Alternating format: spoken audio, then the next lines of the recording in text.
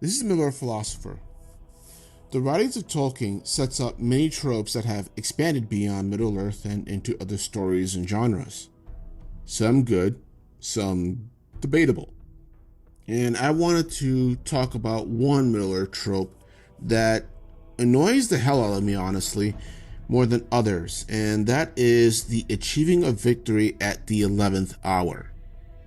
Now, in real-world lexicon, the phrase usually means that in the struggle against something bad or evil, things have pretty much gone straight to hell, and there's no other options left but to, in one way or the other, wait for the end to come and overwhelm you. It is often used to build up incredible tension in both the characters and the audience witnessing it, and then rewarding said peoples with the release of something rewarding and dramatic in epic fashion.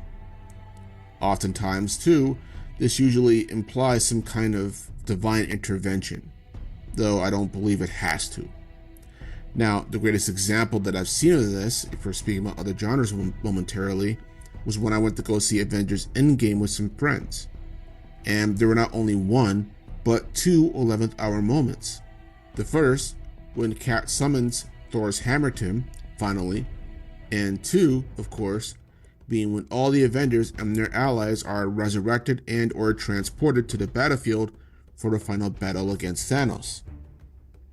Watching and getting caught up in the exhalation of the crowd at these moments, the cheers, and I'm not exaggerating here, the cries of joy at these moments, I could tell and feel that this was a cultural event.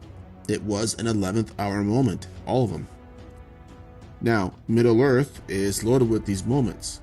Most famously in Return of the King with the death ride of the Rohirrim at Minas Tirith and the destruction of the One Ring at Mount Doom. Both moments of utter despair and tragedy turning immediately into victory as if we just witnessed divine intervention in action. And, similar to Avengers Endgame, these are great moments to watch and witness or read, depending on which media you prefer or if you do both. Now, there are other moments as well, such as the theft of the Cimmeral from Morgoth's crown in the First Age by Beren and Luthien, and that same era closing out with the War of Wrath, where the West finally comes to the aid of the remaining peoples of Beleriand to defeat Morgoth definitively. So, Tolkien, I've read, refers to these moments as eucatastrophes. That is, the direct and polar opposite of a catastrophe, whereby evil overcomes all. Eucatastrophe is the good guy's version of that, and Middle-earth often has these happens in pairs. Things have to be catastrophic before they can be eucatastrophic. Sorry if I said that wrong. And this often is attributed to fate or the will of Iluvatar, whether that be the Battle of Unnumbered Tears to the War of Wrath, or the fall of Numenor to the War of the Last Alliance, and so on. Now, I get it, okay? I lived it. But here's why I also simultaneously hate 11th hour moments. At the risk of sounding sacrilegious, and also too this may turn out to be a bit of a rant, so apologies ahead of time, it basically makes the good intention and things of the world seem either incompetent or just borderline malicious. Starting with Iluvatar, he inspires his spirits to create the world for his creations to inhabit, a paradise, basically, but then sees that one of them is trying to bend and twist it to his own will, along with other spirits besides. What does he do? He chastises him, and then tells him that every malicious aspect that he added to the vision, Iluvatar is going to reverse Uno and twist it right back into his favor, and turn it to good somehow. Essentially, he's just trying to prove a point. This is irritating to me, because Iluvatar just opened up his creations to suffering and corruption, where he could have stopped it, ended it, or turned it back beforehand before any of this even started. And then, later on, in the Second Age, Iluvatar is angry enough with the Numenorians because of their fall to said corruptions to the point that he decides to reshape the world. Why is he angry? Presumably, you're the supreme god of the universe. You sure as hell saw this coming from several ages away. but you let it happen anyway. What were you expecting mortals to do during the meantime? Of course, you have the Valar and their interactions during the First Age.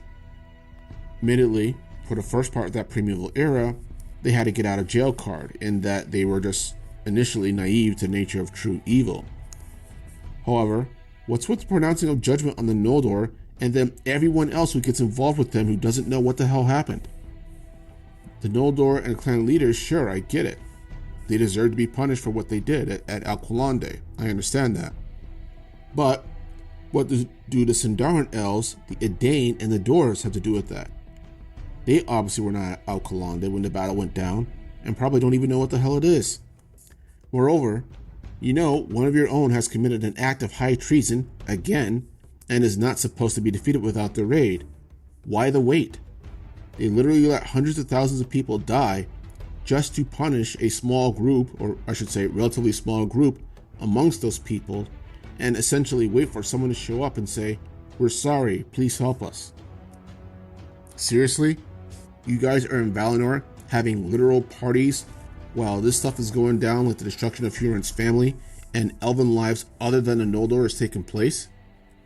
Morgoth's out trying to corrupt everything in Middle-earth, and the only ones who are doing anything about it and trying to hold them off are, ironically, the Noldor and their allies. And you knew that was ultimately going to fail, but still did nothing? Caretakers? Now, Umo is the exception, gotta mention my boy there, but you get my point.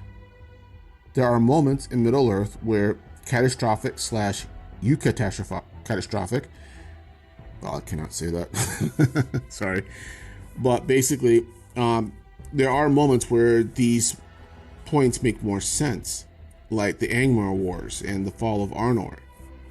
That was totally Arnor's doing because their kings, after King Arondir, couldn't get their shits together and fought amongst themselves, which then weakened them to the Witch King's conflicts. Gondor too made more sense to me because their pride set up their near fall centuries ago before the War of the Ring. So for me, 11th hour interventions are mostly inexcusable because there was already foreknowledge about what was going to happen. Foreknowledge and little to no preparation or warning. Don't get it twisted now. I still love the stories and they're great and they're powerful, and I wouldn't change necessarily how they turned out and what they are, because that's why we all love them and why they have such a powerful legacy. And two, there wouldn't be a story if the threat was recognized and preemptively knocked off immediately. But that is, at the same time, one of the glaring moment kills in the room. So much potential seemingly so wasted because those who had power chose not to act until the 11th hour. Now, I know a lot of Tolkien theology did play a part in this, but as a reader and someone who tends to put himself within the story, hence my channel, these points are also still rather glaring, and honestly, they're ones that I can't ignore no matter how much I enjoy the stories themselves.